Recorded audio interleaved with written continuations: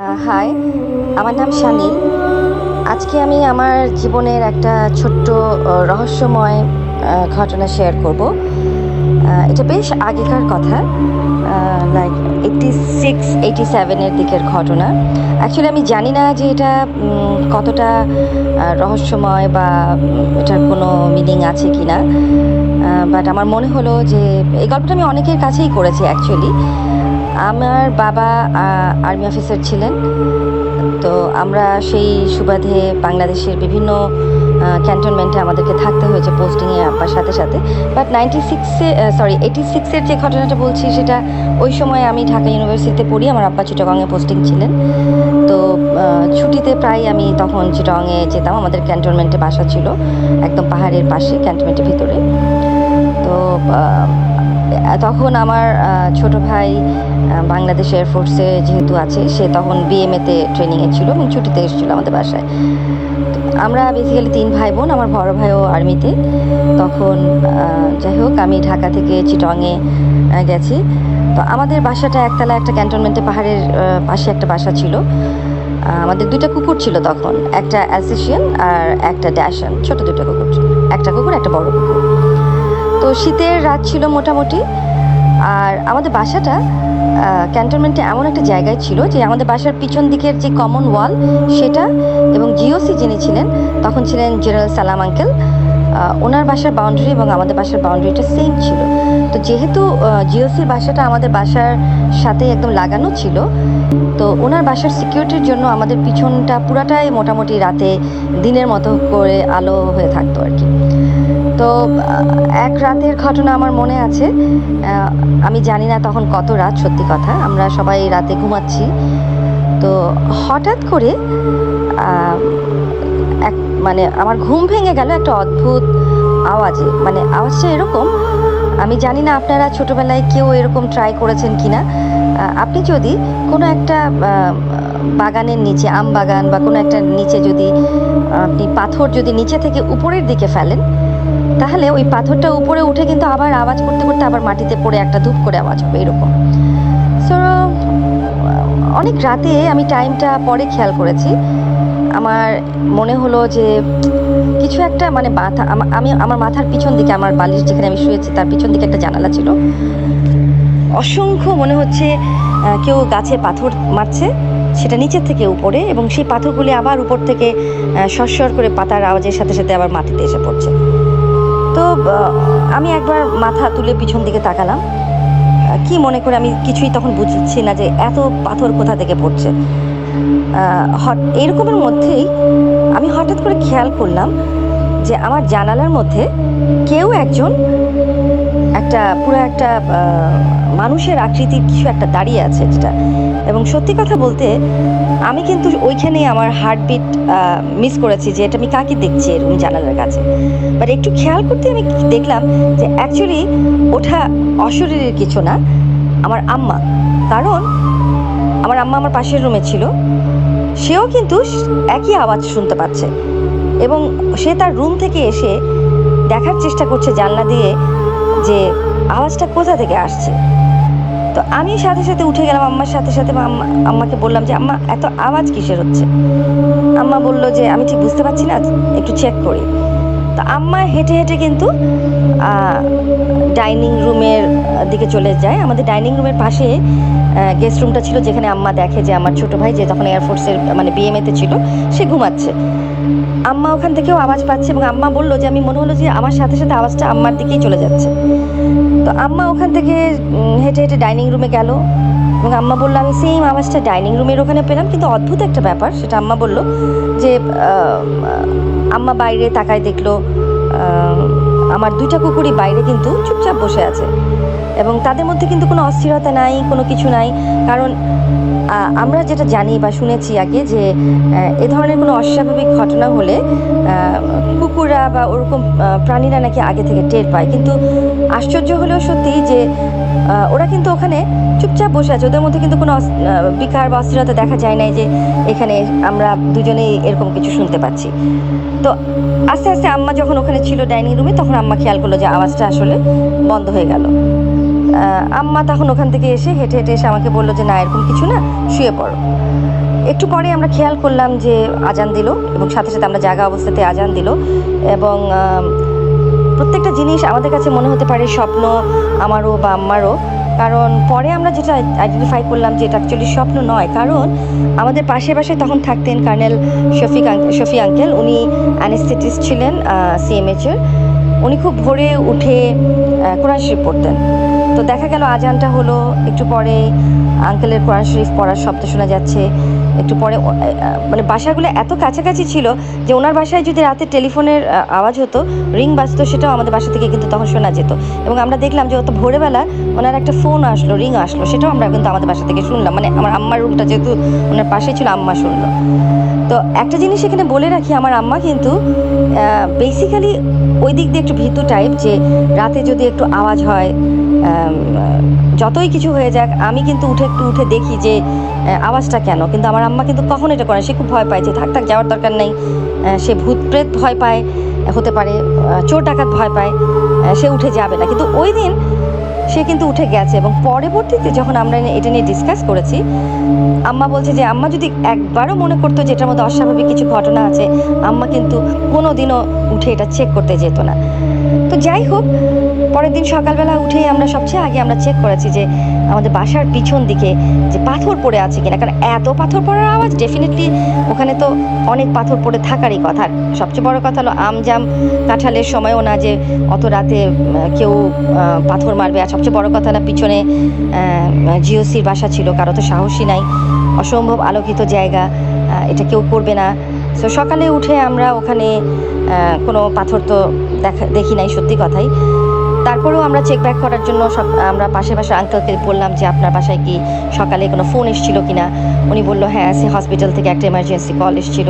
তার মানে এটা প্রুফ করে যে সত্যি আমরা কোনো স্বপ্নও দেখছিলাম না।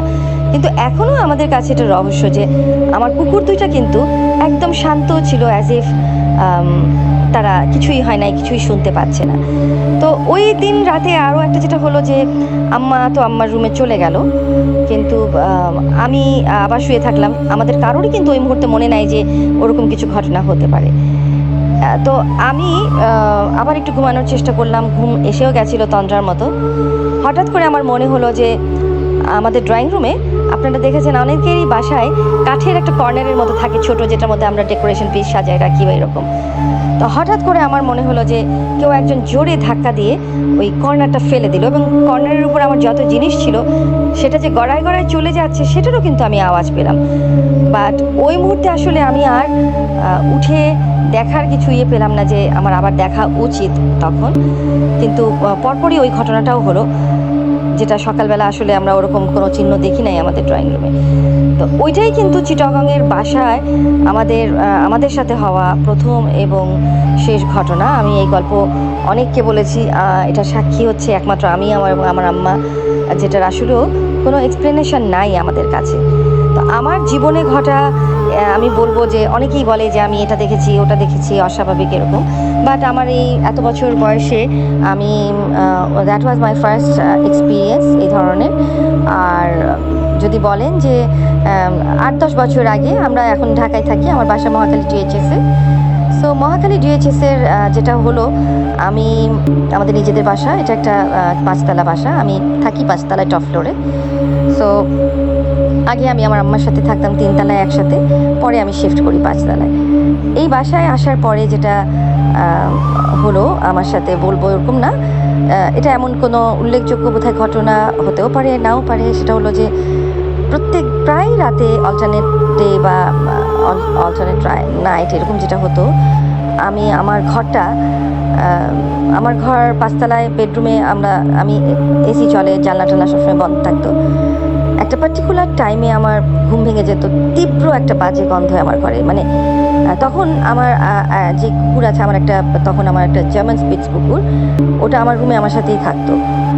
তো প্রথম দিন যেটা আমি আইডেন্টিফাই করলাম যে আমার ঘরটা তীব্র একটা গন্ধে ভরে যাচ্ছে, তো আমি উঠে গেলাম। আমার মনে হলো যে নিশ্চয়ই আমার কুকুরটা ঘরে কোথাও পি করেছে, ডেফিনেটলি আমার বিছানায় অথবা কার্পেটে অথবা আমার পর্দায়।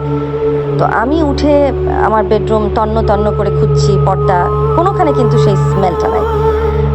কিন্তু আমার ঘর একটা তীব্র একটা বাজে গন্ধ। তো প্রথম দিন যেটা হলো যে আমি কিন্তু ধরেই নিয়েছিলাম যে ডেফিনেটলি আমার কুকুর কোথাও পেশাব করে রেখেছে এবং ওটারই গন্ধ। সো সকাল হয়ে গেল, আমার যেটা মনে হলো যে গন্ধটা যদি হয়েই থাকে তাহলে সকালেও আমি গন্ধটা পাবো, বাট সকালে আমি সেই গন্ধটার কোনোখানে খুঁজে পেলাম না, আমার বিছানায় না, পর্দায় না, কোনোখানে না। সো আমি এটাকে ইগনোর করলাম যে কি জানি, আমি জানি না। বাট এই জিনিসটা হতে থাকলো। কিছুদিন পরপরই আমার এই প্রচণ্ড একটা গন্ধ, এবং এমন কোনো দিন হয় নাই যে আমার ঘুম ভেঙে যায় নাই। গন্ধটা এতই তীব্র এবং ইয়ে ছিল, এবং সেটা স্টে করতো লাইক 15 মিনিটস 20 মিনিটস। এবং আমি পরের দিকে খেয়াল করলাম যে প্রতিবারই আমার ঘরটা যখন এরকম বাজে একটা স্মেল হতো, এবং যখন এটা আস্তে আস্তে লাইট হতো গন্ধটা, এবং তারপর পরই ফজরের আজানটা দিত। তো আমি এটা আমার বাসার কাউকে বলি নাই, শুধু আমার মেয়ে জানতো, ও আরেকটা রুমে থাকতো। একদিন আমি ওকে ডাকলাম, রাতেই ডাকলাম যে দেখো তো তুমি আমার রুমে কোনো গন্ধ পাচ্ছ কি না। ও বললো যে না আম্মু, আমি কোনোখানে এরকম কোনো স্মেল পাচ্ছি না। আমি ওকে কিছু বলি নাই, তা না হলে ও বাচ্চা মানুষ ভয় পাবে, ও চলে গেল। বাট জিনিসটা আমার ঘটতেই থাকলো কিছুদিন পর পর। তো তখন আমি যেটা করলাম যে আমাদের পরিচিত একজন আন্টি আছেন, ওনাকে আমি পুরো ব্যাপারটা বললাম। তো উনি তখন আমাকে বললেন যে ওনার নারিন্দায় একজন পরিচিত উনি আছেন, ওনাকে উনি বাসায় ডাকবেন। তো যাই হোক, আমি তখন ডাকলাম ওনাকে। সো উনি এসে অলমোস্ট উনি প্রায় বেশ কয়েকবার এসছে আমার বাসায়। এসে উনি আমার বাসার বিভিন্ন জায়গায় উনি আমাকে দোয়া পড়েছে, উনি কিছু তাবিজ ইয়ে করে গেছে। তো ইভেন আমি আমার আম্মা আমাকে, যখন আমি এটা অনেক পরে আম্মাকে শেয়ার করলাম, আমাকে বললো যে তুমি প্রত্যেকদিন রাতে আয়াতুল কুরসি পড়বা 3 বার, পড়ে দোয়া টোয়া পড়ে শুবা। তো আমি তো পড়তামই তখন, প্লাস আমার ঘরের প্রত্যেকটা দরজায় আয়াতুল কুরসি আটকায় রাখলাম। আমার বালিশের পাশে আমি আয়াতুল কুরসিটা রেখে একটা ঘুমাতাম। কিন্তু এটা কিন্তু বন্ধ হয় নাই ওগুলি করার পরেও, এটা চলছিলই। শুধু ওই হুজুর আসার পরে উনি কি দোয়া পড়েছেন, উনি তাবিজ করেছেন, তারপরে কিন্তু আল্লাহর রহমতে আমি বলবো যে 4-5 বছর হলো আমি আর সেরকম কিছু ফেস করছি না আল্লাহর রহমতে। বাট আমার মনের মধ্যে এখনও একটা ভয় সবসময় থাকে যে হয়তো আমি আবার এরকম পাবো বা এরকম কিছু। তো জানি না এটার মধ্যে ভালো কি আছে খারাপ কি আছে নাই। তবে প্রায় আমার মেয়ে একটা জিনিস বলতো যে আমার কুকুর, যে ওর নাম মাফি, বলে আম্মু ও মাঝে মাঝে প্রায় ঘরের মধ্যে একটা নির্দিষ্ট দিকে বা একটা আয়না আছে আমার মেয়ের রুমে বড়, বলে ও এক দৃষ্টিতে তাকায় থাকে, ও ঘন্টার পর ঘন্টা ওখানে এক দৃষ্টিতে তাকায় থাকে, ও ওখান থেকে চোখ সরায় না, সেটা ও খেয়াল করেছে প্রায়। আবার মাঝে মাঝে একদিন এরকম হলো যে কিছুতেই আমার কুকুরটা আমার ঘরে ঢুকবে না, ও ভীষণ চিৎকার করছে বারে বারে। আমার রুমে, আমার বেডরুমে আমার 4-5টা ছবি অনেক বড় করে বাঁধানো আছে, সামহা ও আমার ওই ছবির দিকে তাকাচ্ছে এবং চিৎকার করছে, কিন্তু কিছুতেই ভিতরে ঢুকছে না, দরজার কাছ থেকেই ও আবার বের হয়ে যাচ্ছে। তো এরকম ছোটোখাটো ঘটনা, যেমন বেশ, এটাও বলবো আমি বছরখানেক আগে ঘটেছে আমার এই বাসায়, মহাখালী ডিএইচএসের বাসায়, আমার স্পেশালি আমার বেডরুমে। বাট আল্লাহর রহমতে এখন এরকম কিছু নাই আমার এখানে। তো যাই হোক, আমার হঠাৎ করে আপনাদের চ্যানেলের এই প্রোগ্রামটা দেখে সবাই শেয়ার করছে, সবার আরও এরকম কোনো ঘটনা, আমার মনে হলো যে আচ্ছা ঠিক আছে, দেখি আমি আমার ঘটনাটাও শেয়ার করি, যে সবাইকে বলি যে আমার লাইফেও এরকম খুব ছোটো, ওরকম উল্লেখযোগ্য না হলেও এরকম 1-2টা ঘটনা ঘটেছে। সো থ্যাংক ইউ সবাইকে। আমার ঘটনাটাই বলবো, এটাকে গল্প বলবো না, শোনার জন্য ধন্যবাদ।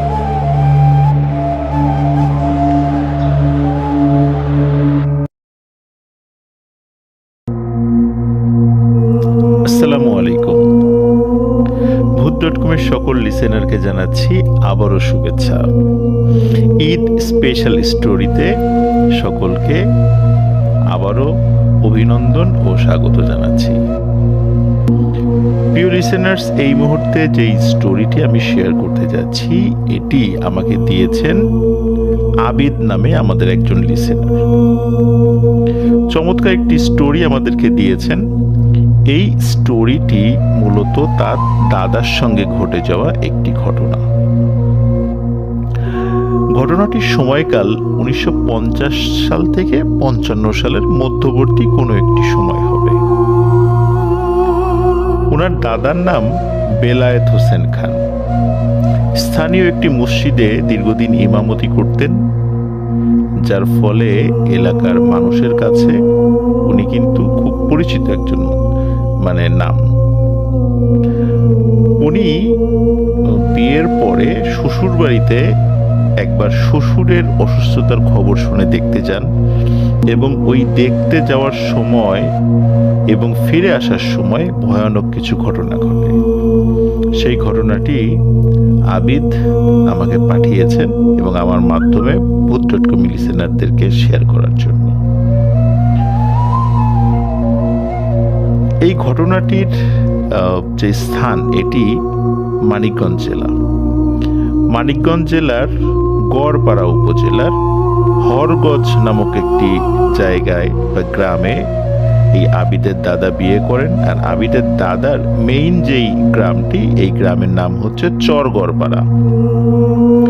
চরগড়পাড়া থেকে হরগজ গ্রামে যাওয়ার ক্ষেত্রে মধ্যবর্তী জায়গায় বুড়িগঙ্গা নদীর একটি নালার মতো একটা জায়গা পড়ে। তো এই নদী কেন্দ্রিকও আমাদের আজকে কিছু বিষয় আমরা ঘটনা শুনতে পাবো। প্রিয় লিসেনার্স, আর কথা না বাড়িয়ে সরাসরি চলে যাচ্ছি ঘটনাতে।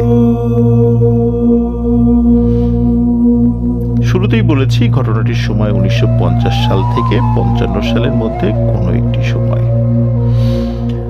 কোনো এক বিকালে আবিদের দাদা বেলায়েত হোসেন খান উনি খবর পান ওনার শ্বশুর খুব অসুস্থ।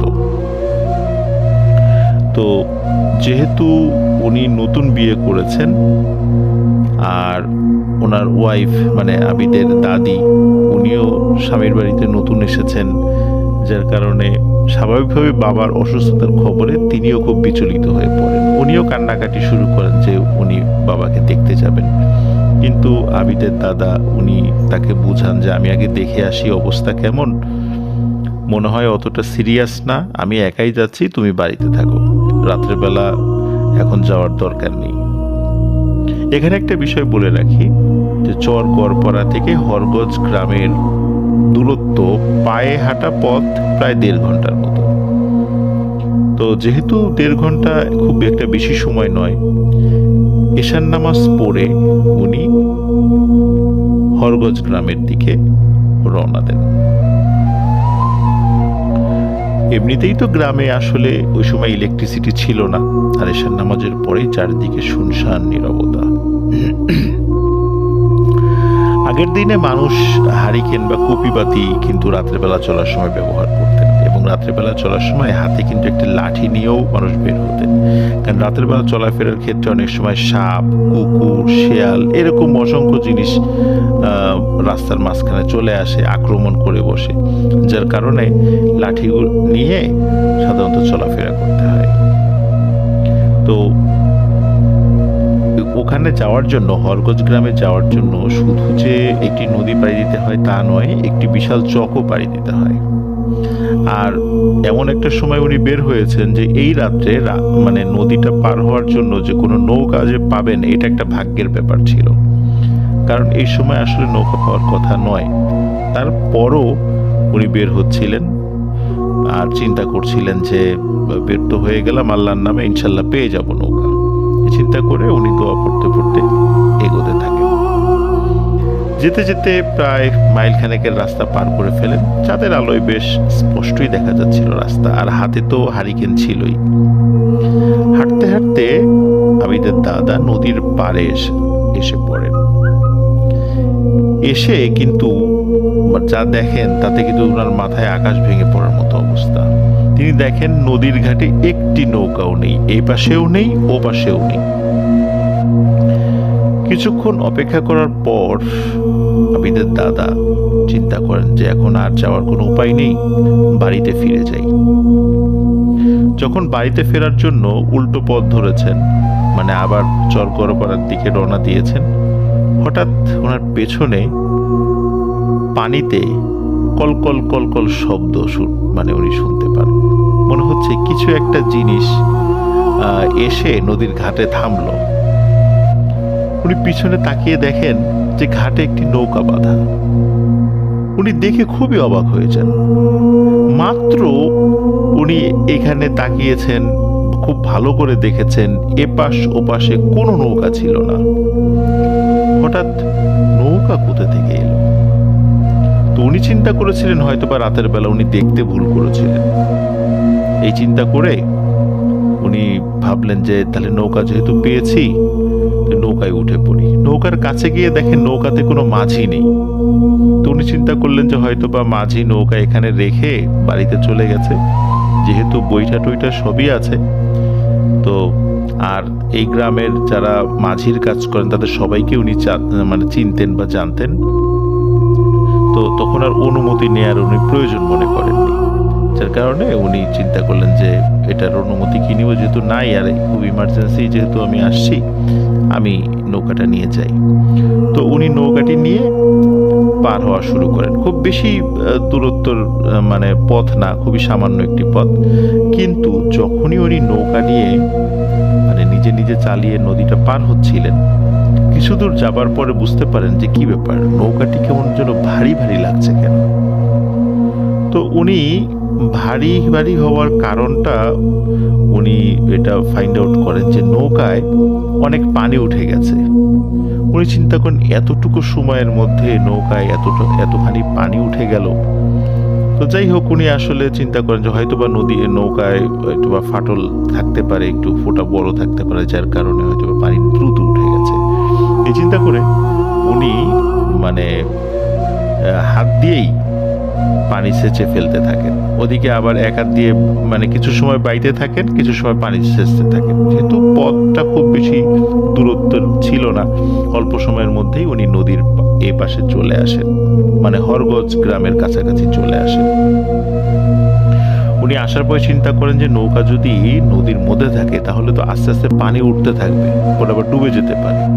তো যেহেতু এই নৌকাতেই আমাকে আবার ব্যাক করতে হবে, তো এটাকে কষ্ট করে টেনে পাড়ে তুলে আনি, তাহলে যেটা হবে সেটা হচ্ছে যে আমাকে এর মধ্যে আর পানি উঠবে না, আর যাওয়ার সময় খুব সহজে এটাকে নিয়ে আবার চলে যেতে পারবো।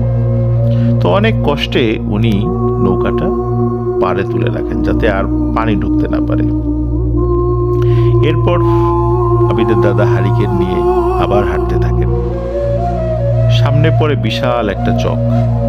এই চক পাড়ি দিয়ে 5 মিনিট হাঁটলেই কিন্তু আবিদের দাদার শ্বশুর বাড়ি। ওনার দাদা একটু ভয় ভয় পাচ্ছিলেন, কিন্তু সেদিকে খেয়াল না করে হাঁটতে থাকেন। কিছু দূর যাবার পর দেখেন বিশাল একটি খড়ের স্তূপ। গ্রামে অনেকে এটাকে কিন্তু খের বলে চিনে থাকে, আমরা খড় বলি, কিন্তু গ্রামে খের বা খের এই শব্দগুলো ইউজ করা হয় আর কি, যেটা মূলত গো খাদ্য হিসাবে ব্যবহৃত হয়। দাদা সেটিকে পাশ কাটিয়ে চলে যান। কিছু দূর যাবার পর তিনি চারদিক থেকে শিয়ালের ভয়ানক আওয়াজ শুনতে পান। হাতে যেহেতু লাঠি ছিল, শক্ত করে লাঠিটা হাতে আরো মানে শক্ত করে ধরেন এবং আপন মনে হাঁটতে থাকেন, কারণ শিয়ালের শব্দ এটা খুব কমন শব্দ, এটা প্যারানর্মাল কোনো কিছু ভাবার কোনো কারণ নেই। ধীরে ধীরে আবিদের দাদা চকটা পাড়ি দিয়ে মেইন রাস্তায় এসে পড়েন এবং সাহস ফিরে পান। আরেকটু হাঁটার পরেই আবিদের দাদা শ্বশুর বাড়িতে পৌঁছে যান। সবাই আবিদের দাদাকে দেখে কিন্তু অবাক হয়ে যায়, এত রাত্রে দাদা একা একা এসেছে। তাই সবাই দাদাকে বকতে থাকেন আর বলেন যে রাতটা থেকে কাল সকালে আসতা। কিন্তু আবিদের দাদা বলেন যে না, আসলে শ্বশুরের অসুস্থতার খবর শুনে চলে আসলাম, তো আপনাদের মেয়েও কান্নাকাটি করছিল, তো ওকে অনেক কষ্টে বুঝিয়ে শুনিয়ে রেখে এসেছি, এই জন্য আমি আসলাম যে কি অবস্থা দেখার জন্য। তো আবিদের দাদা দেখেন যে ওনার শ্বশুর হাত মুখ ধুচ্ছে, তো মানে উনি বেশ সুস্থ, মানে তখন অবস্থা বেশ ভালোই। তখন যখন দেখলেন যে শ্বশুর বেশ ভালো আছে, তখন আবিদের দাদা বলেন তাহলে আমি এখন বাড়িতে ফিরে যাই, যেহেতু বাসায় আপনার মেয়ে একা রয়েছে, তাছাড়া অনেক কান্নাকাটি করছিল আসার জন্য, রাত হয়ে গেছে, এই জন্য ওকে তো আর আনিনি, তাই এখন চলে যাই, না হলে সে অনেক চিন্তা করবে। এখন এ কথা বলার পরে ওই বাড়ির কেউ আর বাধা দিল না, কারণ সবাই চাচ্ছিল যে রাতটা থেকে যেতে, এত রাত্রে আর যেন আর কেউ ব্যাক না করে। আসলে তখন খুব যে বেশি রাত তা কিন্তু নয়, চাঁদনি রাত ছিল, কিন্তু খুব বেশি রাত তা নয়। তখন হয়তো বা রাত 10টা বেজেছে, 10টা কি 11টা বেজেছে, আর ফিরে আসতে গেলে আরো 1.5 ঘন্টা সময় লাগবে। কিন্তু গ্রামে রাত 11টা 11:30 কিন্তু অনেক রাত, এটা তো আমরা সবাই জানি, এটা নতুন করে বলার কিছু নেই। তো যাই হোক, যেহেতু সব পরিস্থিতি বিবেচনা করে ওনার শ্বশুর বাড়ির কেউই তাকে আর আসলে বাধা দিলেন না। তবে তারা বললেন যে তোমার শ্যালককে সাথে নিয়ে যাও, ও সকালে ফিরে আসবে, একা একা রাত্রে যেও না।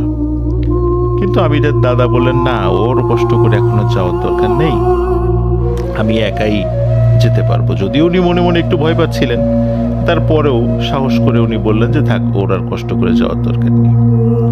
হারিকেনের দিকে তেল শেষ হয়ে গেছিল প্রায়, এই জন্য শ্বশুর বাড়ি থেকে হারিকেনে তেলও ভরে দিল। খাওয়া দাওয়া করে আবার রওনা হলেন উনি নিজ বাড়িতে।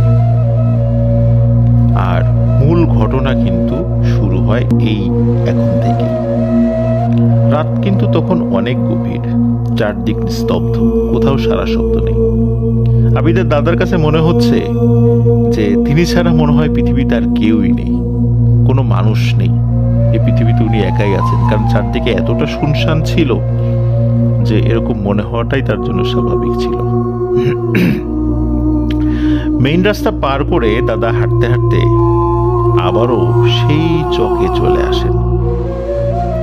কিছু দূর যাবার পর আবিদের দাদা দেখতে পান একটা বৃদ্ধ লোক ক্ষেতের মধ্যে মুগুর দিয়ে বড় বড় মাটি ভেঙে ছোট করছে। বয়স আনুমানিক 80 থেকে 90 বছর হবে। হারিকেনের আলোতে আবিদের দাদা স্পষ্ট দেখতে পান বৃদ্ধার গায়ে আসলে তেমন কোনো কাপড়ই নেই, শুধু একটি গামছা দিয়ে নিজেকে জড়িয়ে রেখেছে শরীরের নিচের অংশ। আসলে এটা দেখে ভয় পায় না উনি, কিন্তু বেশ অবাক হন এবং ভাবতে থাকেন যে এত রাতে এই বুড়ো মানুষ কোনো হারিকেন বা কোনো কুপি ছাড়া অন্ধকারে বসে বসে একা কিভাবে কাজ করছে। দাদা মনে মনে ভাবেন যে তাকে ডাকবেন, যেই ভাবা সেই কাজ। দাদা বৃদ্ধকে ডেকে বলেন, কাকা, এত রাত্রে আপনি কিভাবে একা একা কাজ করছেন? আপনার সাথে আলোও নেই, এটা কিভাবে সম্ভব? বৃদ্ধটি আবিদের দাদার কথার কোনো জবাব দেয় না, মানে কোনো পাত্তাই দেয় না। তাই আবিদের দাদা আবারও জিজ্ঞেস করেন একই কথা। এবারও তিনি কোনো উত্তর দেন না। বেশ কয়েকবার প্রশ্ন করার পর লোকটি মেয়েলি আর নাকি নাকি কণ্ঠে, মানে মিশ্র কণ্ঠ, হ্যাঁ মিশ্র কণ্ঠে বলে ওঠে, তোর কাজে তুই যা, তুই আমাকে কেন বিরক্ত করলি? আমাকে বিরক্ত করার ফল তুই পাবি। একথা শুনে আবিদের দাদা আর দাঁড়িয়ে না থেকে সাথে সাথে সেখান থেকে বাড়ির দিকে রওনা দেন। হঠাৎ করে আবিদের দাদা শুনতে পান পেছন থেকে অনেকগুলো মেয়ে খিলখিল করে হাসছে। উনি পেছন দিকে তাকাতেই দেখেন সেই বৃদ্ধও নেই আর কোনো মেয়ে মানুষও সেখানে নেই। আবিদের দাদা কিন্তু সাহসী মানুষ হলেও বেশ ভয় পেয়ে যান, জোরে জোরে সূরা পড়তে থাকেন আর হাতের লাঠি শক্ত করে ধরে আর হারিকেনের আলো বাড়িয়ে দ্রুত হাঁটতে থাকেন। কিছুটা পথ যাবার পর আবিদের দাদা দেখতে পান তার সামনে অনেকগুলো কালো কুকুর। মুহূর্তের মধ্যেই কুকুরগুলো আবিদের দাদাকে ঘিরে ফেলে। আবিদের দাদা রাতের বেলা এই ধরনের সিচুয়েশন হতে পারে এই জন্যই কিন্তু হাতে লাঠি নিয়ে এসেছিলেন। আর যেহেতু প্যারানর্মাল অনেক বিষয়ই হতে পারে, এই জন্য এটার জন্য উনি মনে মনে একটু প্রস্তুত ছিলেন। এই জন্য চোখ বন্ধ করে জোরে জোরে দোয়া পড়তে থাকেন। কিছু সময়ের মধ্যেই দেখেন যে কোনো কুকুর আর তার আশেপাশে নেই। কুকুরের ডাকও বন্ধ হয়ে গেছে, কোনো কুকুরকেও দেখা যাচ্ছে না। আবিদের দাদা যখনই চিন্তা করেছেন যাক আপদ বিদায় হয়েছে, আবার হাঁটতে শুরু করবেন, তখনই ঘটে আরো একটি ভয়ঙ্কর ঘটনা। চারদিক থেকে বেশ কয়েকটি মুন্ডুবিহীন সাদা ঘোড়া আবিদের দাদাকে ঘিরে ধরে। এবার কিন্তু তিনি অনেক ভয় পান, কারণ কুকুরকে হয়তোবা তিনি কুকুর মনে করতেন, যার কারণে আসলে খুব বেশি ভয় পাননি। কিন্তু মুন্ডুবিহীন সাদা ঘোড়া তার চারদিকে ঘিরে ধরেছে, এতে তো নিশ্চয়ই সাহস ধরে রাখার কথা নয়। তিনি চোখ বন্ধ করে জোরে জোরে সূরা পড়তে থাকেন এবং তার লাঠিতেও ফু দিয়ে লাঠিটা ঘোরাতে থাকেন। কয়েক মুহূর্ত পর উনি তাকিয়ে দেখেন এই ঘোড়াগুলো আর নেই। তিনি আবারও আল্লাহর নাম নিয়ে যাত্রা শুরু করেন। যদিও উনি প্রচন্ড ভয় পাচ্ছিলেন, ভয়ে ওনার শরীর কাঁপছিল, কিন্তু তারপরও ওনাকে যেতে তো হবে বাড়িতে। কিছু দূর যাবার পর হঠাৎ উনি বিড়ালের আওয়াজ শুনতে পান, কিন্তু সামনে থেকে কোনো বিড়াল দেখা যাচ্ছিল না। মনে হচ্ছে পেছন থেকে বেশ কিছু বিড়াল ওনার পেছন পেছন হেঁটে আসছে। উনি পেছন দিকে ঘুরে তাকাতেই দেখে অজস্র বিড়াল, যাদের চোখ ঠিকরে লাল আগুনের মতো আলো বের হচ্ছিল। এবার তিনি ভাবেন এবার দৌড় দিবেন, কিন্তু হারিকেন তো হাতে আছে, উনি তো দৌড় দিতে পারছিলেন না।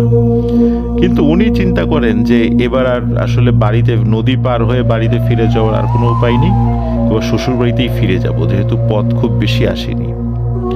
যখনই তিনি পেছন ফিরে হাঁটতে যাবেন, ঠিক তখনই চারদিক থেকে লাল আগুনের গোলা আবিদের দাদাকে ঘিরে ফেলে। আবিদের দাদা ভয়ে হারিকেন ফেলে লাঠি হাতে নিয়ে দৌড়াতে থাকেন। পেছনে না তাকিয়ে শুধু সামনের দিকে দৌড়াতে থাকেন। হঠাৎ সেই খড়ের গাদার সাথে তিনি ধাক্কা খান, কিন্তু তিনি খেয়াল করলেন যে আসার সময় যে খড়ের গাদা তিনি দেখেছিলেন, এখন না সেই খড়ের গাদাটা অমনটা নেই। মনে হচ্ছে অনেকগুলো খড় সেখান থেকে কেউ নিয়ে গেছে। উনি চিন্তা করেন যে এত তাড়াতাড়ি এত খড় কে নিয়ে গেল। যাই হোক, উনি ওদিকে আর মন না দিয়ে আবারও দৌড়াতে শুরু করেন। একটা সময় তিনি সেই নদীর পাড়ে পৌঁছান। তিনি কিন্তু শ্বশুর বাড়ির দিকে দৌড়ান নেই, তিনি নদীর দিকে দৌড়িয়েছিলেন। কিন্তু তিনি এসে যা দেখেন তার দেখার জন্য তিনি মোটেও প্রস্তুত ছিলেন না। তিনি দেখতে পান যে নৌকাটি উনি টেনে উপর দিকে রেখে গিয়েছিলেন, সেই নৌকাটাই মাঝ নদীতে।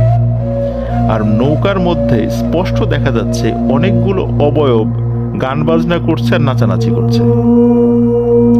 দাদা কিছু না বুঝে জোরে জোরে তাদের ডাকতে থাকেন এবং সাহায্য চাইতে থাকেন, কিন্তু কেউ আবিদের দাদার কথায় কান দিচ্ছিল না। দাদা ভয়ে কুঁকড়ে যাচ্ছিলেন, শরীর ঠান্ডা হয়ে বরফ হয়ে যাচ্ছিল। হঠাৎ তিনি দেখতে পান সেই নৌকার মধ্যে থেকে 4টি মেয়ে পানির উপর দিয়ে হেঁটে আবিদের দাদার দিকে আসছে। মেয়েগুলোর দু হাতে একটি করে কুপি বাতি। আবিদের দাদা স্পষ্ট বুঝতে পারেন মেয়েগুলোর পরনে সাদা কাপড় আর মাথায় কি যেন জ্বলজ্বল করছে।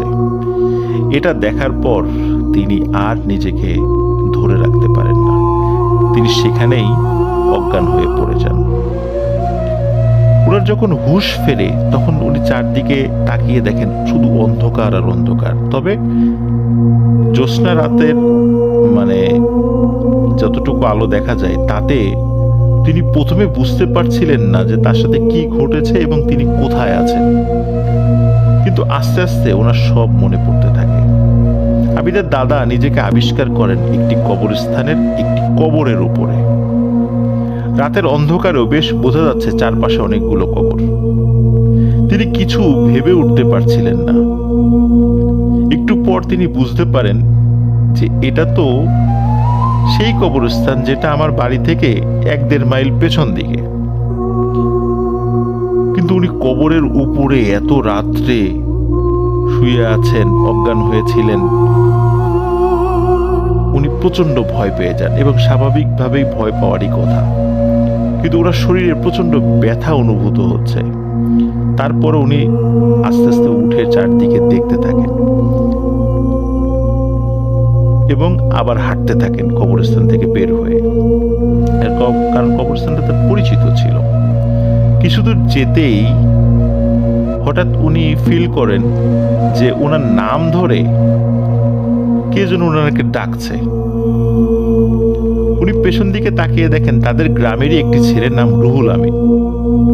তাকে দেখে আবিদের দাদা ভেতরের জন্য প্রাণ ফিরে পায়। আবিদের দাদার এই অবস্থা দেখে রুহুল আমিন সবকিছু জানতে চায়, কিভাবে কি মানে আপনি এখানে কিভাবে আসলেন, কি হয়েছিল। আবিদের দাদা হাঁটতে হাঁটতে সব কথা বলতে থাকে এবং যেহেতু ওনার সমস্ত শরীর ব্যথা হয়ে গিয়েছিল, তিনি এক হাত দিয়ে রুহুল আমিনের হাত চেপে ধরে রেখেছিলেন। গল্প করতে করতে যখন বাড়ির কাছাকাছি চলে এসেছেন বা কিছুটা দূরে আছেন, হঠাৎ উনি ফিল করেন যে এই রুহুল আমিনের হাতটা বরফের মতো ঠান্ডা হয়ে যাচ্ছে। এরপরেও তিনি কিন্তু রুহুল আমিনকে কিছু জিজ্ঞেস করেন না, হাঁটতে থাকেন। কিছুটা পথ আগানোর সাথে সাথে হঠাৎ করে উনি কোনো কিছুর সাথে হোঁচট খেয়ে মাটিতে পড়ে যান।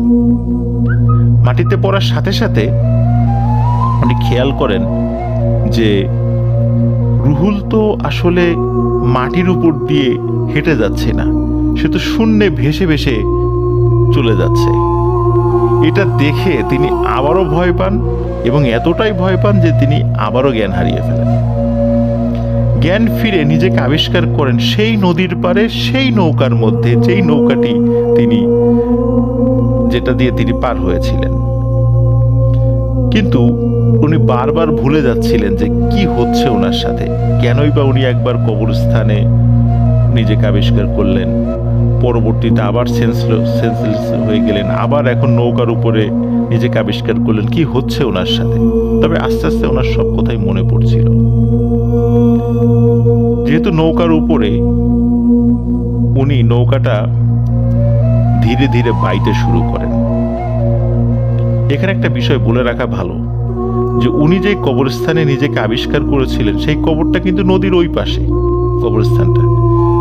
উনি কিন্তু নৌকা মানে নদী পার হননি, কিন্তু তারপরও নিজেকে ওই কবরস্থানে আবিষ্কার করেছিলেন। পরে আবার যখন সেন্সলেস হয়ে যান, দেখেন উনি আবার নদীর এই পাশে, মানে হরগজ গ্রামের এই দিকে। যাই হোক, তিনি নৌকা ধীরে ধীরে বাইরে শুরু করেন। এবার আর কোনো সমস্যা হয় না। নদীর ওই পাশে যখন পৌঁছে যান, তখন উনি ফিল করেন যে পেছন থেকে, মানে নদীর ওই পাশ থেকে, হরগজ গ্রামের দিক থেকে কে যেন তাকে ডাকছে। তাকিয়ে দেখেন সেই লোকটা, যেই লোকটা ওই যে ছোট্ট একটা গামছার মতো পরে একটু মুগুর দিয়ে বড় বড় মাটির ঢেলাগুলো ছোট করছিল। তো তখন তিনি বলেন যে তোকে আমি দেখে নেব। যখন এই কথাটা বলে, তখন আবিদের দাদা তো তখন নদীর ওই পাশে পৌঁছে গেছে। তখন যেহেতু বাড়ির কাছাকাছি চলে গেছেন, উনি সজোরে দৌড়াতে থাকেন। এক দৌড়ে উনি বাড়ির উঠানে গিয়ে জোরে এক চিৎকার দিয়ে জ্ঞান হারিয়ে ফেলেন। পরে বাসার সবাই এসে তাকে সেবা শুশ্রূষা করে সুস্থ করে। পরের দিন এক হুজুরকে দিয়ে ঝাড়ফুঁক করানো হয়, পানি পড়া খাওয়ানো হয়। অল্প কয়েকদিনের মধ্যেই উনি স্বাভাবিক হয়ে যান, মানে তেমন কোনো সমস্যা ওনার আর হয় না। তবে ঘটনা কিন্তু এখানে শেষ নয়, প্রিয় লিসেনার্স। আবিদের দাদা প্রতি রাত্রে স্বপ্ন দেখতে থাকেন যে তিনি একটি কবরের উপর শুয়ে আছেন, আর চারপাশে অনেকগুলো কবর, এবং ভয়ানক একটি কালো সাপ তাকে আক্রমণ করার জন্য এগিয়ে আসছে। আবিদের দাদা ঘুমের মধ্যেই ভয়ে চিৎকার করে উঠতেন। আশেপাশের লোকজন ঘুম ভেঙে যেত, তারাও এসে বলতেন কি হয়েছে। তখন তিনি বলতেন তিনি স্বপ্ন দেখেছেন, এবং এই স্বপ্নটা উনি কিন্তু প্রায়শই দেখতেন। পরে আবিদের দাদাকে একজন বড় কামেল হুজুরের কাছে নিয়ে যাওয়া হয়। তিনি বলেন যে ঠিক আছে, তোমার বিষয়টা তো শুনলাম, আমি আমার কাছে থাকা জিনদেরকে দিয়ে আমি সমস্যার সমাধানের চেষ্টা করব এবং কি হয়েছে সেটা আমি জানার চেষ্টা করব। তুমি কয়েকদিন পরে আসো। কয়েকদিন পরে আবিদের দাদা এবং তার বাড়ির কয়েকজন লোকজন মিলে সেই হুজুরের বাড়িতে যান এবং সেই হুজুর আবিদের দাদাকে বলেন যে তুমি কি ওই রাত্রে কোনো একজন মানুষকে বিরক্ত করেছিলা? একজন কোনো প্রশ্নের উত্তর দিচ্ছিল না, তুমি বারবার তাকে প্রশ্ন করে ডিস্টার্ব করতেছিলা, এমন কোনো ঘটনা ঘটেছে? তখন আবিদের দাদা বলে, হ্যাঁ, এরকম একজন মানুষকে আমি দেখেছি। আসলে কৌতূহলী হয়ে আমি প্রশ্ন করেছিলাম, রাতের অন্ধকারে এরকম একটা মুরব্বী মানুষ কাজ করছে, এই জন্য কৌতূহলী হয়ে আমি তাকে বারবার প্রশ্ন করছিলাম। তখন সেই হুজুর বলেন যে তুমি এই কাজটি ভালো করোনি। তুমি যখন দেখতে পাচ্ছিলা যে সে কোনো প্রশ্নের উত্তর দিচ্ছে না, তোমার উচিত ছিল সেখান থেকে চলে যাওয়া। কারণ হচ্ছে তুমি যাকে বারবার প্রশ্ন করে ডিস্টার্ব করেছো সে খুবই ভয়ানক একটি জিন, আর সে মায়াবিদ্যায় পারদর্শী, যার কারণে অসংখ্য মায়াবিদ্যার শৃঙ্খলে তোমাকে আবদ্ধ করে ফেলেছিল। সেই রাত্রে সে কালো জাদু করার জন্য মাটিতে কিছু তাবিজ পুঁতে দিচ্ছিল, কিন্তু তুমি তাকে বিরক্ত করায় সে তোমার উপর খুব রাগান্বিত হয়, তাই তোমার সাথে সে এত কিছু ঘটেছে বা করেছে তোমার সাথে। আর সেই কবর যেটার উপর তুমি পড়েছিলে আর বারবার স্বপ্নে দেখতে যে কবরটা, এই কবরের কিছু মাটি ওই খারাপ জিনটি নিয়ে এসেছিল এবং অন্য মাটির সাথে মিশ্রণ করে সে জাদু করছিল। এরপর সেই হুজুর আবিদের দাদাকে কিছু আমল দেন, 5 ওয়াক্ত নামাজ পড়া, কোরআন পড়া, এগুলো শুরু করতে বলেন। এরপর থেকে আবিদের দাদার আর কোনো সমস্যা হয়নি। আবিদের দাদা পরে জানতে পারেন এইটা সেই লোকেরই কবর যার খেতে বসে সেই খারাপ জিনটা কালো জাদু করছিল। প্রিয় লিসেনার্স, আবিদের দাদা 2019 সালের 21 জানুয়ারি উনি মারা গিয়েছেন। খুব রিনাউন্ড একজন পার্সন, যেহেতু উনি ইমামতি করতেন বেলায়েত হোসেন খান, চরগড়পাড়া গ্রামের। তো আবিদের দাদা মারা গেলেও আবিদের দাদি এখনো জীবিত আছেন। তিনিও এই ঘটনাটি খুব সুন্দর করে বলতে পারেন। অনেকেই তার কাছে এই গল্পটি শোনেন, তার নাতি নাতনিদের কাছে, পরিচিত অনেকের কাছে তিনি এই ঘটনাটি বর্ণনা করেন। তো আবিদ যেহেতু তার নাতি, তো সেভাবেই তিনি তার কাছ থেকে শুনে ঘটনাটি আমাকে শেয়ার করেছেন। আশা করি প্রিয় লিসেনার্স আপনাদের ঘটনাটি ভালো লেগেছে। সবাই ভালো থাকবেন, সুস্থ থাকবেন। আসসালামু আলাইকুম।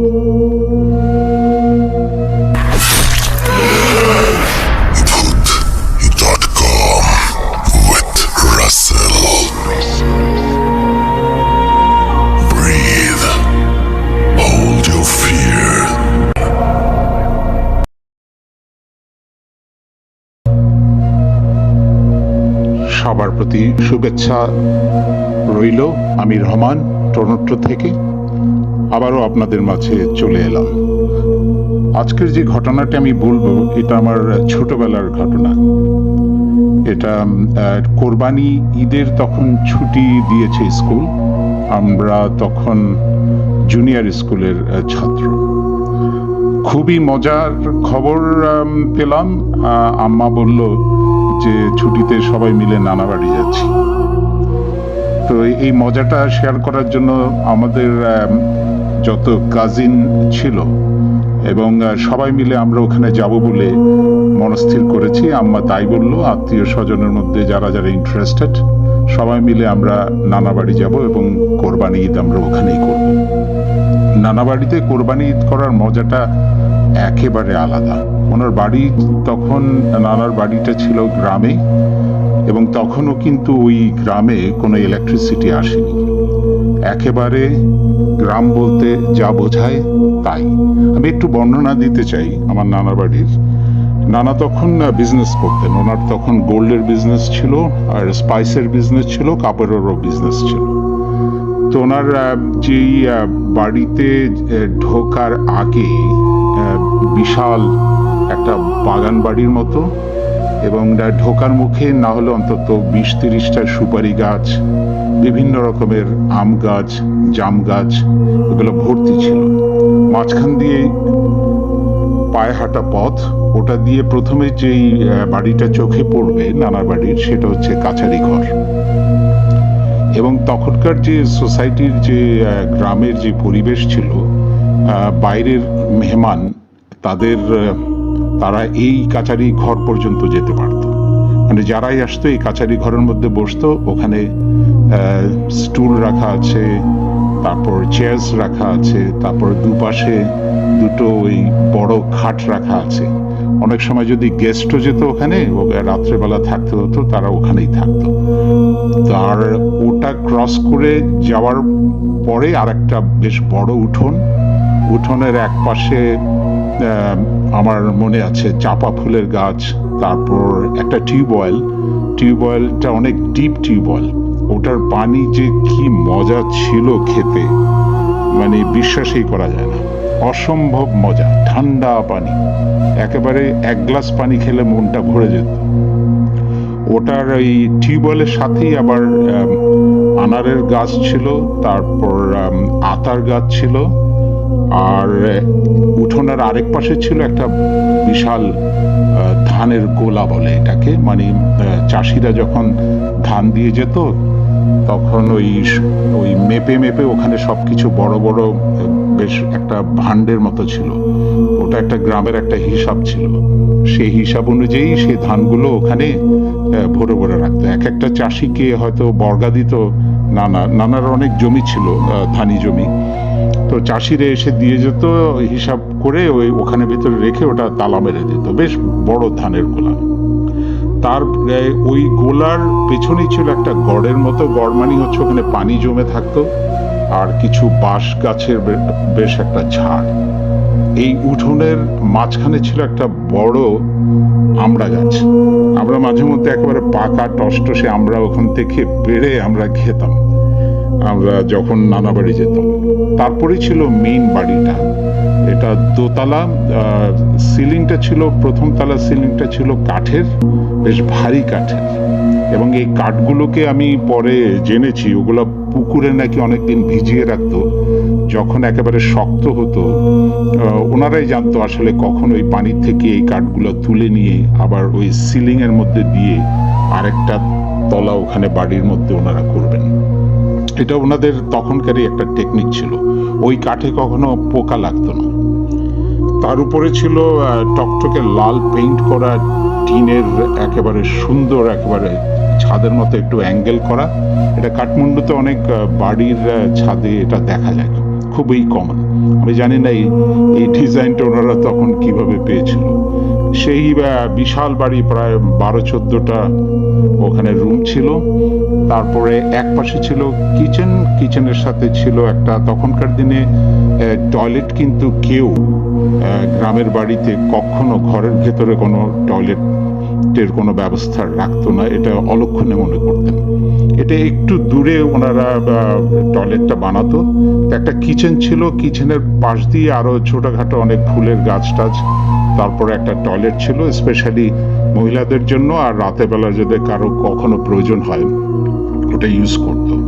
আর তাছাড়া মেইন টয়লেট যেটা, সেটা হচ্ছে পেছনে আবার অনেকগুলো বাগান, অনেক গাছ, আর নানার একটা বিশাল একটা পুকুর ছিল, দিঘি বলা যায়। ওই পুকুরের চারিদিকে না হলে অন্তত 50টা ডাব গাছ, নারকেল গাছ ছিল। ওটারও এক পাশে ছিল বাঁশঝাড় আর বিশাল বিশাল গাছ। একটা বড় গাছের নিচে আমরা সামারে যদি কখনো যেতাম, আম একেবারে গাছের থেকে পেড়ে ওই বড় গাছের, ওটাকে আমরা আমাদের লোকাল ভাষায় বলতাম শিশু গাছ। নাম শিশু, কিন্তু বিশাল গাছ। ওটার পাশে আবার বট গাছও ছিল।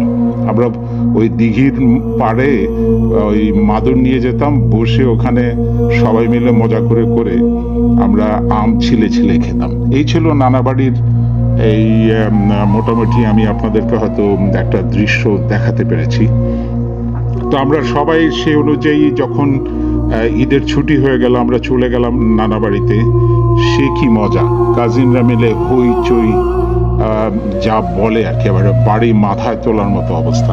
একবার আমরা খেতে বসতাম প্রায় 30-35 জন মিলে। তো সবাই খাবার সিস্টেমটাও ছিল গ্রামে তখন ডিফারেন্ট। ওই নিচে মাদুর অথবা পাটি বিছিয়ে দিত, মাঝখানে দস্তরখানা দিত। দস্তরখানা মানে হচ্ছে একটা ডিজাইনেবল, খুব সুন্দর করে এটা খালা মামিরা এরা বসে বসে একটা ডিজাইন করে বানাতো। এটা সেন্টারে থাকতো, ওর মধ্যে হয়তো কাঁচামরিচ, লবণ, লেবু কেটে কিংবা বোন প্লেটের মতো জিনিস ওখানের মধ্যে পানির জগ টক দিয়ে ওখানে রাখতো। এভাবে বসে আমরা খেতাম। আর একটা ডিসিপ্লিন ছিল, খেতে বসলে কেউ জোরে কেউ কথা বলতো না, চুপচাপ ফিসফাস করে আমরা কথা বলতাম।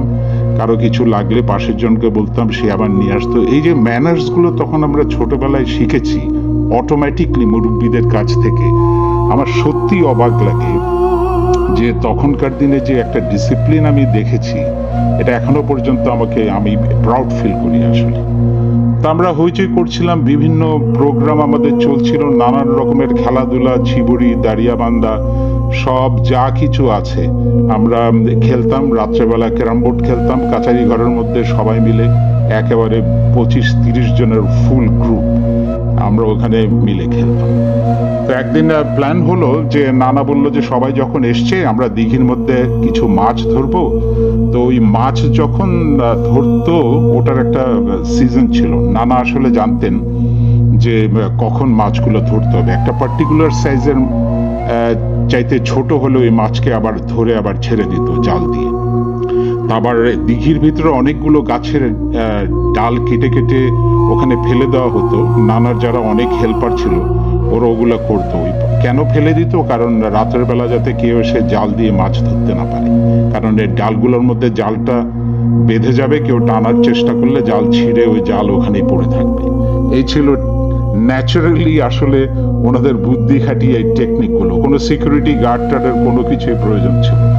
আর তেমন কোনো ওই গ্রামের এই ক্রাইম বলতে যা বোঝায় আসলে তেমন কিছুই ছিল না। তারপর অ্যাজ এ সেফটি কিন্তু আমার মনে আছে যে এসব করতো। তো নানা করলো কি, এই সমস্ত ওনার হেল্পারদেরকে বললো সকাল সকাল এসে সমস্ত কিছু, ওরা জানে আসলে কোথায় কোথায় ওরা গাছের ওই বড় বড় ডালগুলো দিয়েছে পানির মধ্যে, ওগুলো ক্লিন করার পর মামারা মিলে সবাই মিলে আমরা মাছ ধরবো এবং একেবারে তাজা মাছ আর কি আমরা ওখান থেকে ধরে নিয়ে এসে এদিকে খালা নানিরা যারা যারা আছেন ওখানে, মামি, সবাই মিলে মশলাপাতি একেবারে সব কিছুই ন্যাচারাল, এগুলো সমস্ত রেডি করার জন্য সব ব্যস্ত হয়ে গেল। অদ্ভুত একটা মানে মজার একটা প্রোগ্রাম, উৎসব অবস্থা। পরদিন সকালবেলা সবাই উঠে যা মতো কাজ, আমরা গেলাম পুকুরের মধ্যে। আমার ছোট মামার সাথে আমি লেগেছিলাম। মামা আমাকে একটা বড় একটা ঝাঁকির মতো দিয়েছিল, বলে যে আমি যতগুলো মাছ ধরবো তুই এখানে রাখবি। সবাই যার যার হিসাব অনুযায়ী তারা দিঘির চারিদিক থেকে মাছ ধরছে। আমিও ঝাঁকি নিয়ে বসে থাকলাম। মামা 2-4টা করে মাছ ধরছে আর আমাকে দিচ্ছে, আমি রাখছি। আমি মাছের গুলোর দিকে তাকাচ্ছি, ওগুলোর দিকে আবার ওসবের সাথে ওই ঝাঁকির মধ্যে আবার খেলাধুলাও করছি। অনেক মাছ আবার লাফ দিয়ে বেরিয়ে যাচ্ছে, ওগুলাকে ধরে আবার আমি ঝাঁকির মধ্যে রাখছি। আমি তাকিয়ে রয়েছি, আবার খেলাধুলা করছি মাছ নিয়ে। হঠাৎ করে আমি নাকের মধ্যে, দিঘির পাড়ে বসা গাছের নিচে নাকের মধ্যে একটা বিচ্ছিরি একটা গন্ধ পেলাম। আমি বললাম এই গন্ধ আসছে কোত্থেকে? পাশে তাকিয়ে দেখি একটা লোক, লুঙ্গি পরা, খালি গায়ে, উস্কো খুস্কো চুল, তার কেমন এলোমেলো তার দৃষ্টিভঙ্গি। সেদিকে আমার পাশে এসে দাঁড়ানো, আমার দিকে তাকিয়ে আছে আর মাছের দিকে তাকিয়ে আছে। তো আমি তো অবাক লাগলো। আমি লোকটাকে বললাম, এই আপনি গোসল টোসল করেন না? যান না, পুকুরে গিয়ে গোসল করে আসেন। আমার দিকে লোকটা তাকিয়ে বললো যে দে। আমি বললাম কি দেবো? দে, একটা মাছ দে। আমি ছোট ছিলাম কিন্তু আমার একটু খারাপ লাগলো, রাগও লাগলো। লোকটা আমাকে তুই তোকারি করে সম্বোধন করছে। আমি বললাম কেন আপনাকে মাছ দেবো? বলে দে বললাম, তাহলে অসুবিধা হবে। আমি বললাম আমি কিন্তু মামাকে ডাক দিচ্ছি, আরেকবার যদি এভাবে বলেন আমি মামাকে ডাক দিচ্ছি। বলে দিবি না? আচ্ছা ঠিক আছে দেখি। তখন আমি মামা বলে চিৎকার দিলাম। মামা তখন পানির ওখানের অর্ধেক উনি পানির মধ্যে ছিল, ওনার কোমর পর্যন্ত, জাল দিয়ে একটু ডিপের দিকে দিঘিতে উনি জাল থ্রো করছিল। তা আমি মামা মামা করে 2বার ডাকলাম। মামা খেয়াল করলো, বললো কি? আমি বললাম যে দেখো লোকটা, এটা বলতে আমি তাকিয়ে দেখলাম ওখানে কেউ নেই। বলে কি হয়েছে? আমি বললাম না, একটা লোক আমার থেকে এসে মাছ নিচ্ছে। বলে কই লোকটা? আমি জানি না, এদিক দিয়ে কোথায় যেন চলে গেছে। বলে আচ্ছা আচ্ছা, আরেকবার আসলে আমাকে বলিস। তো এই ছিল ঘটনা। আমরা মাছ টাছ সব কিছু ধরে নিয়ে চলে আসলাম। আসার পর রান্না বান্না হলো, ক্ষেত থেকে ছোট ছোট আলু, তারপর একেবারে ওখানে টক পাতা বলে একটা জিনিস ওখানে গ্রো হতো ভেজিটেবলের, ওটা মাছের সাথে দিলে অসম্ভব ভাল লাগতো। তো এটা রান্না টান্না করে আমরা খেয়ে গেলাম। রাত্রেবেলা হঠাৎ করে, আমার কখনোই হয় না, আমার মনে হলো যে আমার একটু টয়লেটে যেতে হবে। তো কাউকে না পেয়ে আমার বড় মামিকে আমি ডেকে তুললাম, মামি আমি একটু টয়লেটে যাবো। মামি বললাম যে আচ্ছা ঠিক আছে। মামি দরজা খুলে দিল, হাতে ওনার হাতে হ্যারিকেন ছিল, কারণ তখন হ্যারিকেনই প্রত্যেক রুমে রুমে হ্যারিকেন থাকতো, মানে জ্বালিয়ে রাখা হতো অল্প করে। তা আমি টয়লেটের ওখানে গিয়ে, টয়লেটটা ছিল এমন ভাবে যে কয়েকটা স্টেপ দিয়ে উপরে উঠে একটা টং ঘরের মতো, দরজা খুলে ঢুকতে হবে। ওখানে নিচে দিয়ে ওই এমন ভাবে ডিজাইন করা সুয়ারেজ গুলো, নিচে একটা ড্রামের মতো থাকে, ওদিক দিয়ে ওটা বেরিয়ে গিয়ে অন্যদিকে চলে যায়। ওখানে একটা বড় ডিপি এর মতো থাকে। আমি যখন ওই আবছা আলোতে ভিতরে গিয়ে জাস্ট বসার চেষ্টা করছি, নিচে তাকিয়ে দেখি সেই লোকটা মাছ চেয়েছিল আমার দিকে উপর দিকে হয়ে তাকিয়ে আছে। আমার তো চিৎকার, হইচই চিৎকার করে আমি বের হয়ে আসলাম। মামি বললো কি হলো কি হলো, বলে যে একটা লোক নিচে। লোক কোত্থেকে আসবে? সাথে সাথে মামির হইচইয়ের চোটে মামা উঠে এলো, আরো কয়েকজন কি হলো। তা আমার এই ঘটনা যখন আমি বললাম, সবাই আমাকে বলছে আচ্ছা আচ্ছা তুই হয়তো ভুল দেখেছিস। আর সেই রাত্রে আমার প্রচন্ড জ্বর আসলো। পরদিন সকালবেলা নানা ডাক্তার নিয়ে আসলো, ওষুধ দিল। কিছুটা একটু ভালো লেগেছে ওষুধ খেয়ে, কিন্তু কিছুতেই কিছু জ্বর ছাড়ছিল না। পরে নানার একটা পরিচিত ছিল, ওটাকে বৌদ্ধ বলতো। বৌদ্ধ মানে হচ্ছে এরা ঝাড়ফুঁকো করে, আবার অনেক ওষুধও দেয়। সেদিন রাত্রেবেলা এসার পর ওই বৌদ্ধকে ডেকে আনলো। বৌদ্ধ আমাকে সামনে বসিয়ে আমার হাতে একটা কালো পাথর দিল, কিছু তেল ছিল। আমাকে বললো তুমি কি এখানে কিছু দেখতে পাও? আমি বললাম না তেমন কিছু। বলে ভালো দেখতে পাচ্ছি না, ভালো করে দেখো। তা আমি তাকিয়ে দেখলাম এক্স্যাক্টলি ওই টয়লেটের ওই টং ঘরের মতো। আমি একটা ছোট্ট ঘরের মতো দেখছি। বলে আচ্ছা বুঝতে পেরেছি। তখন ওই বৌদ্ধ নানাকে বললো যে আপনার পুরো এলাকাটা বন্ধ করতে হবে। তো সেই রাতে একেবারে ওই রাতের ভিতরে বিভিন্ন দোয়া দরুদ পরে তাবিজ দিয়ে ওই বাড়ির এলাকার চারিদিকের নানার বাড়ি ওখানে বন্ধ করে রেখেছিল। পরদিন অবশ্য আমি ভালো হয়ে গেছিলাম। তো আজকের এই ঘটনাটা আমি একটু তাড়াহুড়ো করেই বললাম, কারণ এই ঘটনাটা আসলে অনেক বড়। তাও আপনাদের সাথে শেয়ার করতে পারে আমার অনেক ভালো লাগছে। সবাই ভালো থাকবেন, সবার প্রতি শুভেচ্ছা। আমি রহমান, টরন্টো থেকে। আবারও দেখা হবে কখনো। খোদা হাফেজ। Voot.com with Russell. Breathe. Hold your fear.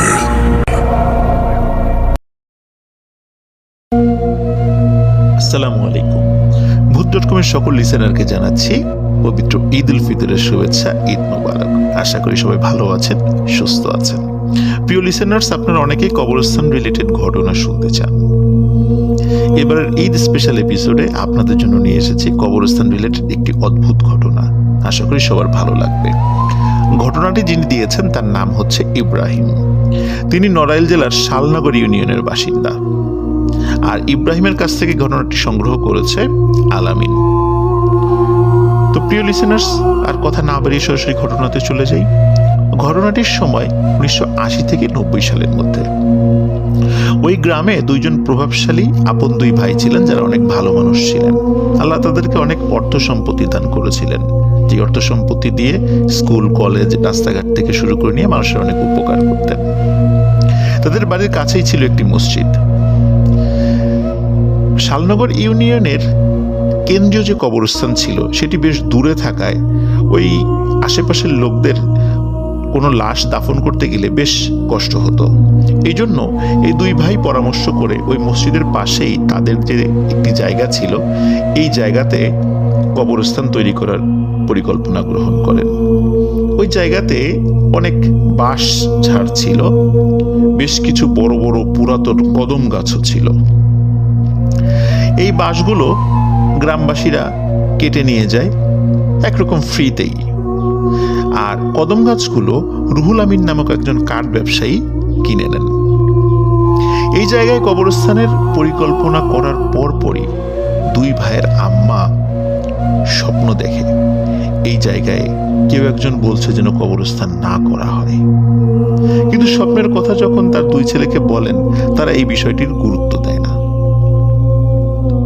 এদিকে রুহুল আমিন কদম গাছ কাটার আগেই এক রাতে স্বপ্ন দেখে কেউ একজন বলছে, রুহুল, গাছ কাটিস না, তোর অনেক ক্ষতি হয়ে যাবে। কিন্তু রুহুল সেই স্বপ্নকে গুরুত্ব দেয় না, নিজেই গাছ কেটে অনেক পরিশ্রম করে নিজেই সেই গাছগুলো টুকরো টুকরো করে সোয়া মিলে নিয়ে যায়।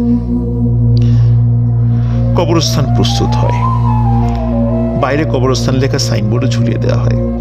কয়েকদিন পর কালু নামে এক ব্যক্তির লাশ জানাজা শেষে রাতে দাফন করা হয়। পরদিন ভোর থেকেই শুরু হয় ঘটনা। পরদিন ভোরে ফজরের নামাজের পর কবরস্থানের পাশে সাদা কি যেন দেখা যায়।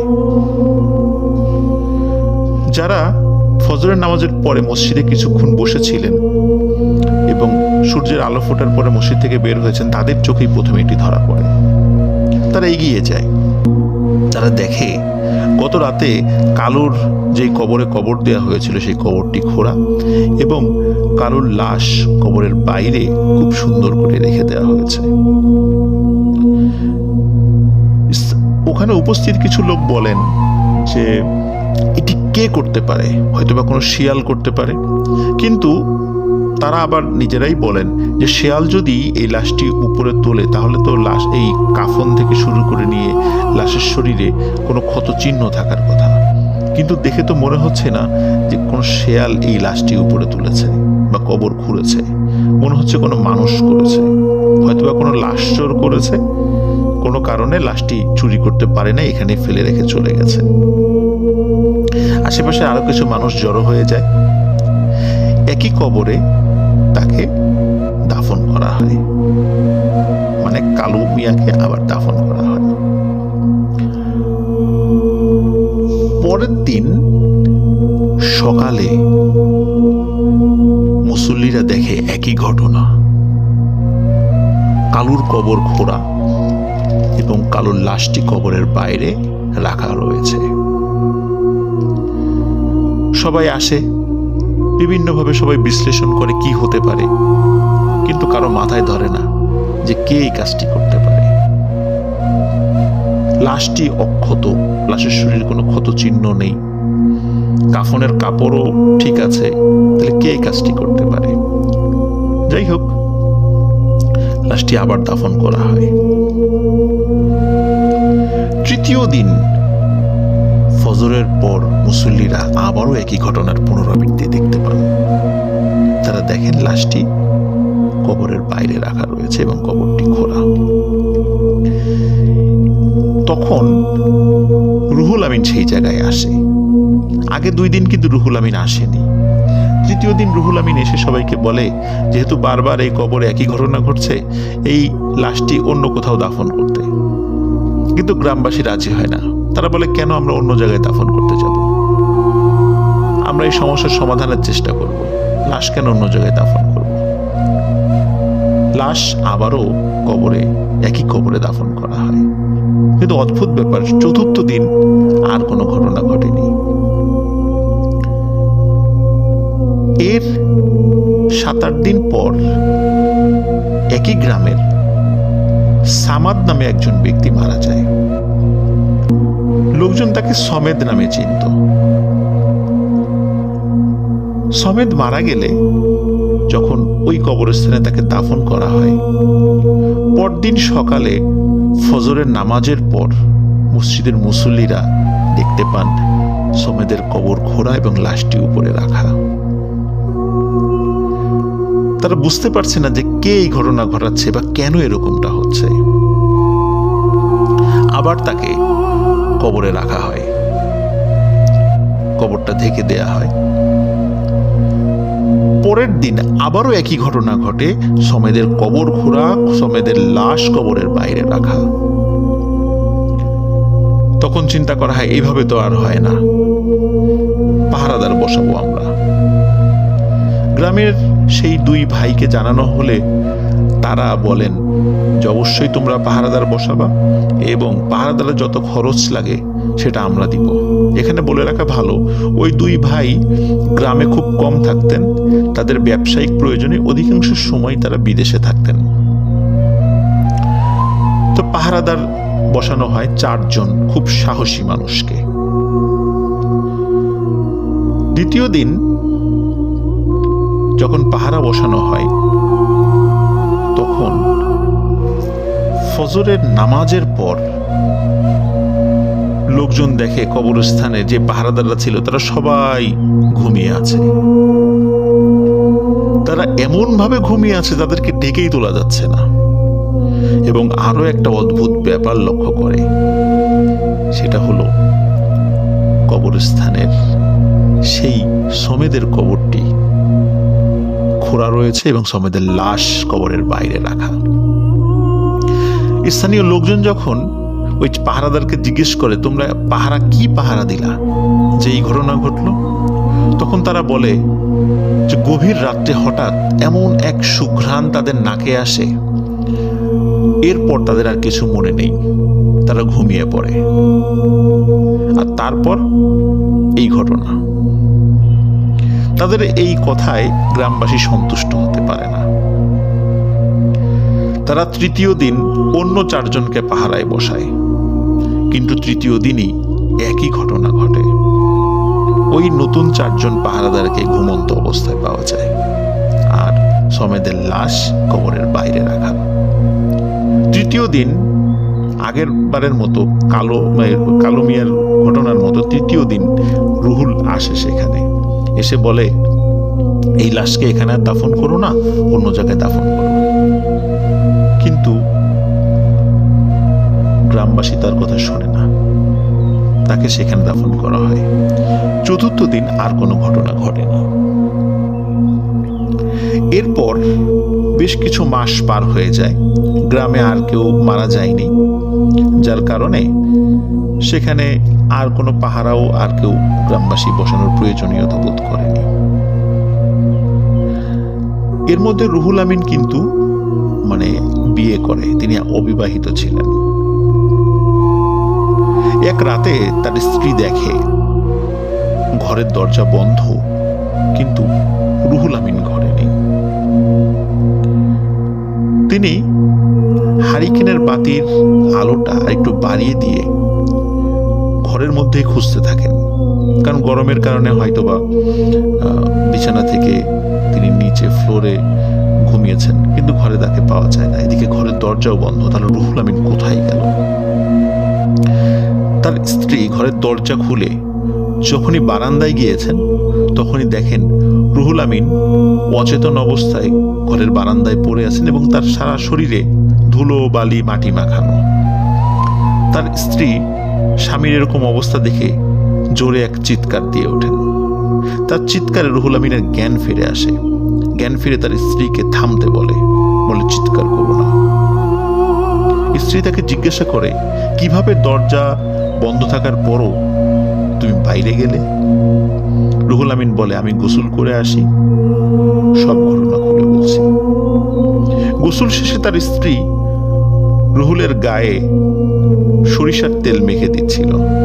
সরিষার তেল মাখতে মাখতে হঠাৎ রুহুলের স্ত্রী খেয়াল করে রুহুলের শরীরে, বিশেষ করে পিঠের উপর 3টি মোটা কালো দাগ।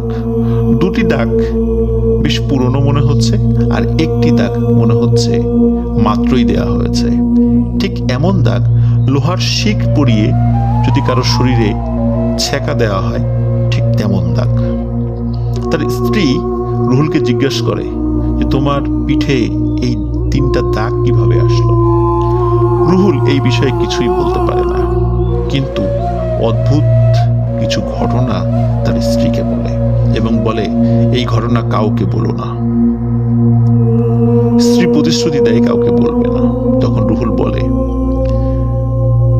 কালু মিয়ার যখন লাশটা দাফন করা হয় ওই রাতে অদ্ভুত এক সুঘ্রাণ রুহুলের নাকে আসে এবং কেউ তাকে বলে, রুহুল ওঠো, কাজ করতে হবে। রুহুল এতটুকু টের পায় যে সে কোথাও হেঁটে যাচ্ছে, কিন্তু তার শরীরের উপর তার নিজের কোনো নিয়ন্ত্রণ ছিল না। ওই কবরস্থানে রুহুল যায়।